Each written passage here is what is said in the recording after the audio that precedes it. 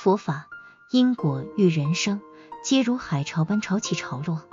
我们以听潮声，观察其音调，思索其形状。何种形状？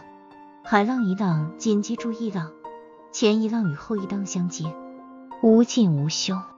浪的强度有时大，有时小，但前浪与后浪总会融合，甚至前浪渐渐退去，与即将来临的风暴共同形成更大的浪涛。海潮与因果具有相同性，每一波浪就像是一个接一个的果，混合后已无法细分何者为因，何者为果，只能认知这些浪，它们同时担任因与果的角色，且从未间断。人生充满变数，我们能做的就是对每个结果有所预备，并积极面对。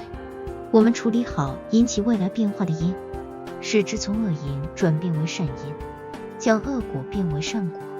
同时，我们必须警觉世事无常，不贪求永恒不变。在自然面前，人显得如此渺小。面对每波浪潮的来袭，尽力保持稳定，并淡然面对，视之为平常事。因为这是大自然的运作，我们亦是大自然的一部分。浪潮不会停歇，因果也是如此。了解它，感受它，不论风暴或平静，海面都不会恒长宁静。